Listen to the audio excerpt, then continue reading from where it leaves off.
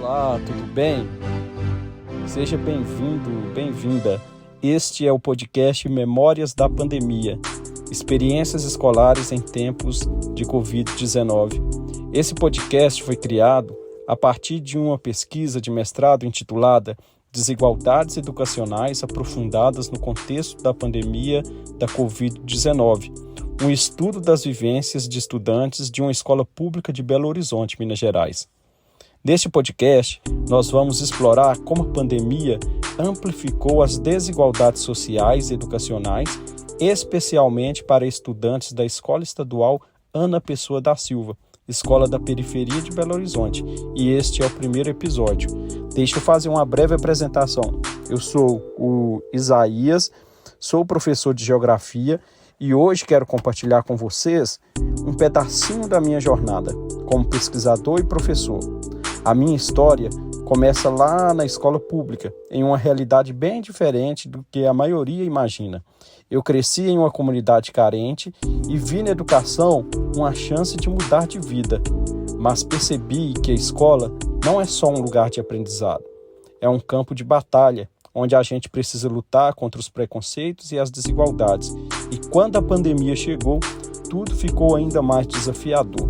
Como professor, vi de perto as dificuldades que os meus alunos enfrentaram durante o isolamento social. A falta de acesso à internet, os problemas familiares e as desigualdades sociais se tornaram ainda mais evidentes. Aí eu decidi que precisava entender melhor tudo isso e comecei a pesquisar. Neste podcast, vou contar para vocês como foi essa experiência. Vou compartilhar as histórias dos meus alunos, as minhas próprias reflexões e os resultados da minha pesquisa. A gente vai falar sobre as desigualdades na educação e sobre o impacto da pandemia e sobre o que podemos fazer para construir um futuro mais justo para todos. Junto comigo nessa jornada, você vai descobrir como a educação pode ser uma ferramenta poderosa para mudar o mundo. Então, se você se interessa por essa educação, por questões sociais e pelo futuro do nosso país, não perca esse episódio e assista ao nosso podcast até o final. Vou iniciar esse episódio com a leitura de 3 cartas que demonstram bem alguns sentimentos e alguns percalços enfrentados pelos estudantes durante o período do isolamento social e do ensino remoto. Carta 1. No período da pandemia, quando eu ia para o 8º ano, eu não fiz muita coisa. Na verdade, para mim, parece que esses 2 anos nunca aconteceram. Eu, obviamente, fiquei muito sozinha, não por conta do isolamento. Minha mãe começou a trabalhar e eu e meu irmão passamos a ficar muito sozinhos em casa, já que meu pai não tem horário fixo para chegar. A alimentação em casa ficou muito precária, mas não por dificuldades financeiras, e sim porque a minha mãe não estava mais em casa para fazer o almoço. Eu tinha 14 anos e meu irmão 12. Eu não queria cozinhar e meu irmão não podia.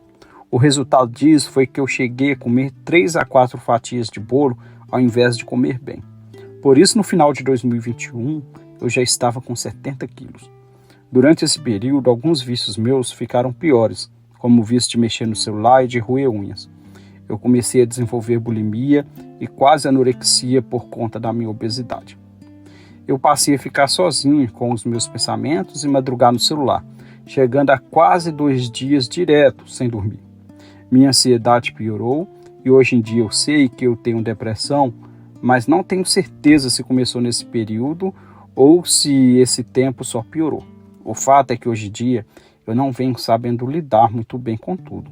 Parte de mim ainda quer mudar o passado, mas a parte racional sabe que o passado é imutável e eu devo viver o presente. Maus pensamentos e problemas tomam conta de mim e muitas vezes e recentemente Deus colocou pessoas em meu caminho. Por isso estou vivendo mais a vida. O Senhor parece alguém que conseguiria me entender.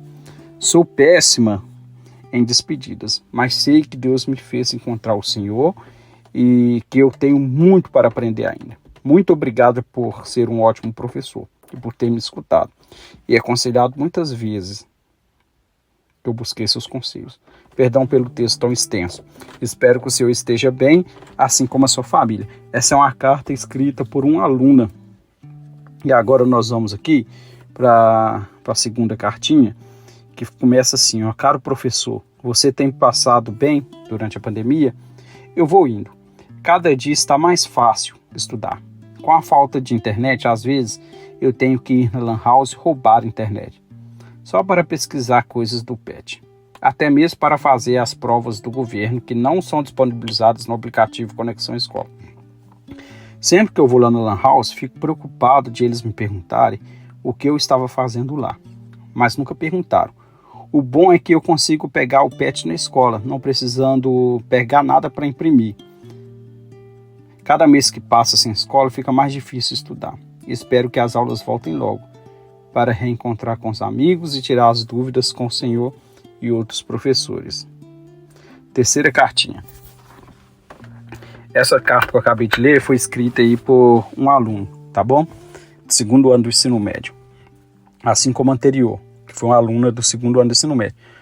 Terceira cartinha. Caro amigo, espero que essa carta encontre você bem. Sinto saudades das nossas conversas, risadas nas aulas. Tenho ótimas notícias para compartilhar. As aulas presenciais estão voltando. Confesso que estou um pouco ansioso com esse retorno, mas também muito animado. Vamos poder nos reencontrar, aprender juntos e compartilhar momentos especiais novamente. Sei que teremos que nos adaptar às novas medidas de segurança, mas tenho certeza que superaremos tudo isso. Quero que saiba que estou aqui para te apoiar nessa transição e que nossa amizade continua sendo o meu porto seguro. Junto vamos enfrentar qualquer desafio que surgir. Mal posso esperar para te ver e te abraçar de novo. Vamos começar contextualizando aqui um pouco de como que foi esse início de pandemia. Em 26 de fevereiro de 2020, os noticiários eles já começavam a anunciar o primeiro caso comprovado da contaminação da Covid em solo brasileiro, que foi em São Paulo. Naquele período, as programações midiáticas de rádio e TV eram interrompidas a todo momento, em tom muito alarmado para dar conta da situação. O número de contaminados foi subindo cada vez mais, né?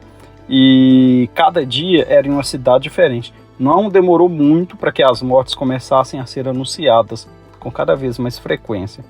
Até que no dia 11 de março de 2020, a OMS, Organização Mundial da Saúde, chegou à conclusão que estávamos enfrentando uma pandemia de Covid-19. Aí, com o aumento dos casos, o governo de Minas determinou a suspensão das aulas em 20 de março,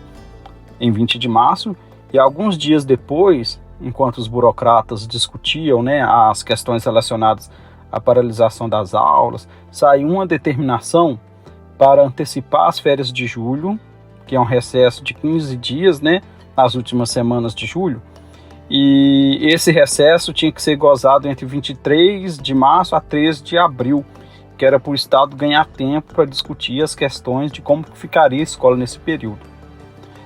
Contudo, dias antes, a Prefeitura de Belo Horizonte já havia decretado um lockdown, que restringia a circulação de pessoas nas ruas da capital, locais públicos, espaços de aglomeração. O comércio e a prestação de serviço e a atividade industrial praticamente pararam esses dias. As ruas ficaram desertas. E era o novo normal. Rostos encobertos de máscaras, distanciamento, isolamento, mortes e mais morte. E nós já havíamos compreendido como seriam as coisas a partir daquele momento, mas não sabíamos quando a pandemia acabaria e como ela afetaria os nossos alunos e as nossas próprias vidas. E isso era muito estressante para nós, profissionais de educação da rede estadual, porque nós vivíamos um apagão de informações que, quando viam, eram desencontradas ou eram bastante escassas. As pessoas discordavam sobre a pandemia nas redes sociais, na televisão, no seio familiar, nos grupos sociais. Haviam teorias fantasiosas, negação, muitas pessoas em busca de verdade, e a grande parte era seduzida por teorias conspiratórias.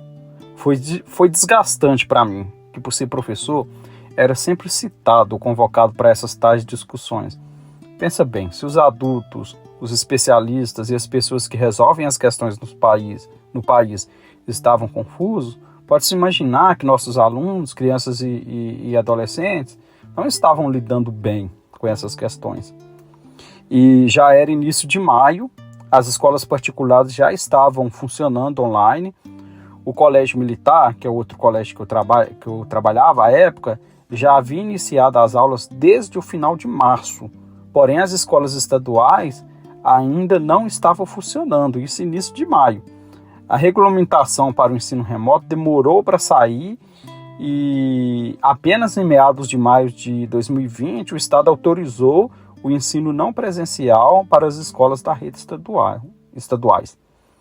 Numa primeira mirada, eu observo que algumas decisões e orientações institucionais tiveram um efeito muito rápido sobre o cotidiano escolar, principalmente aquelas de caráter impositivo, como, por exemplo, as restrições sanitárias ou de circulação de pessoas, aquelas de caráter assistencialista também, como, por exemplo, a distribuição de itens de alimentação adquiridos com recursos da merenda escolar. Mas quando a gente fala em orientações e decisões relacionadas às atividades pedagógicas ou de superação de desafios que atingiam diretamente a questão da aprendizagem, tudo acontecia de forma muito lenta. O fato da rede estadual ser maior e mais diversa impactou no prazo para colocar as políticas em prática. Essa demora pode ter ocorrido também devido ao caráter democrático das instituições, onde as decisões são discutidas e passam por uma série de revisões hierárquicas até serem de fato implementadas, né?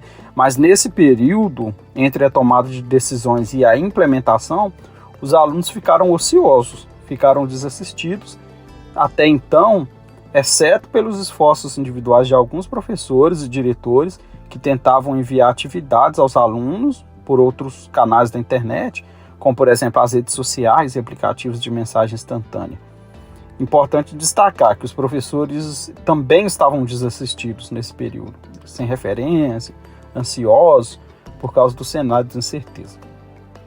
Agora, no tocante ao alcance e efetividade dos documentos e leis que normatizaram esse período, esses foram marcados pela burocratização, pela demora, pela polarização política e efetividade limitada para a superação dos problemas que assombravam as pessoas que viveram tudo isso na ponta. Os discentes, suas famílias, os professores, as equipes gestoras das escolas. Começaram a surgir inúmeros casos de alunos que não eram encontrados. E muitos casos desses alunos que não foram encontrados estavam relacionados à falta de internet e de equipamentos de informática, ou equipamentos eletrônicos que propiciassem a conexão. Eram verdadeiros indigentes digitais, vamos falar assim. Muitos alunos foram para casas de parentes no interior, por exemplo, porque os pais não tinham como deixar, com quem deixar, enquanto trabalhavam, né? E até porque não tinham perspectiva de volta às aulas, né? Então, em meados de junho, o governo lançou uma campanha de busca ativa desses alunos e na escola em questão, que é a escola objeto dessa pesquisa, o grupo de professores, em conjunto com a equipe gestora, definiu grupos de 2 ou 3 professores padrinhos ou madrinhas, né, por turma, e esses ficaram incumbidos de montar grupos no WhatsApp com alunos das respectivas turmas, a fim de tentar encontrar aqueles que haviam se perdido. Muitos foram encontrados, outros não. Esses grupos de WhatsApp se revelaram mais tarde uma alternativa muito mais eficiente que um aplicativo que o governo disponibilizou, que era o Conexão Escola, que era disponibilizado gratuitamente nos celulares, né? Mas ele tinha muita pouca aceitação entre os alunos, que alegavam pouca praticidade e lentidão nas funcionalidades mínimas, né?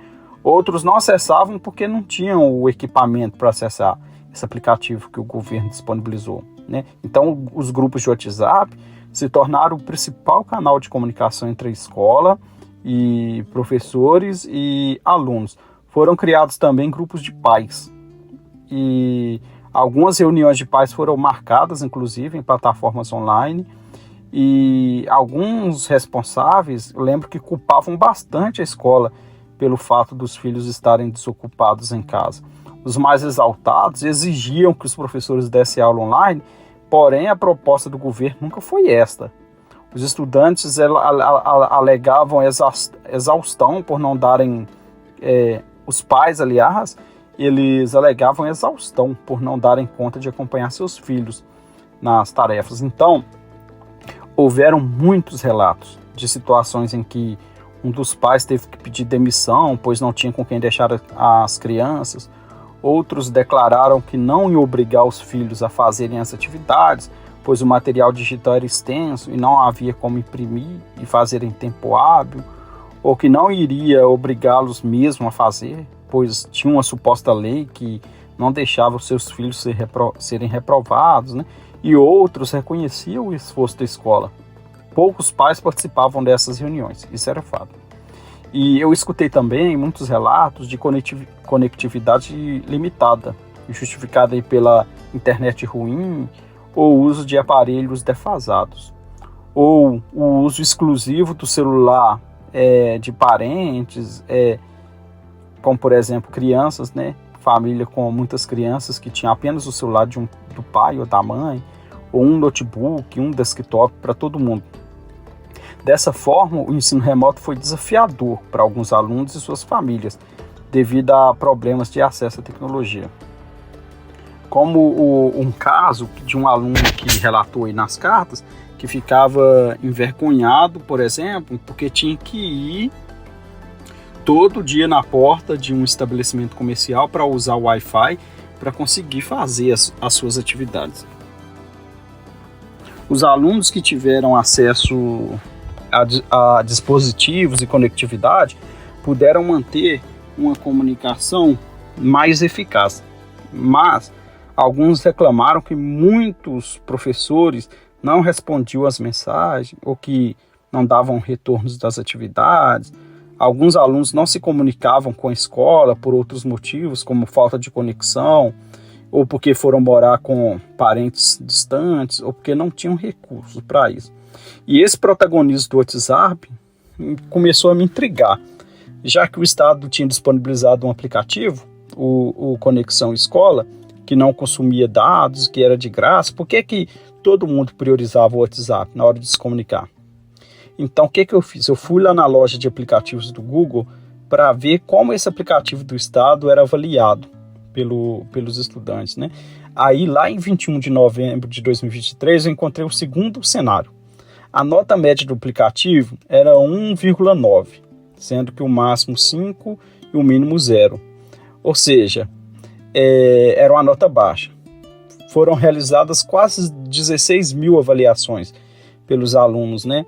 E eu separei algumas avaliações para ver como que esses alunos avaliavam esse aplicativo. Eu vou ler algumas aqui e vou finalizar essa parte do podcast nessa parte aqui, ó, em que os alunos avaliam o aplicativo e depois a gente dá continuidade no próximo episódio, tá bom? Ó, olha essa avaliação aqui, ó, 12/11/2021. Aplicativo muito lixo. Quando eu vou enviar, ele reinicia e o aplicativo é muito ruim, sério. Não tem um pingo de respeito com os alunos. Aí a outra avaliação aqui, ó, deu 1 estrela. Aplicativo todo bugado, não funciona direito, tinha que ser do governo. O governo não faz nada que presta para nós estudantes. E colocou um palavrão no final. Aí aqui, em 10/3, outra avaliou. Horrivelmente. Acho que deveria continuar a enviar pelo WhatsApp. Péssimo.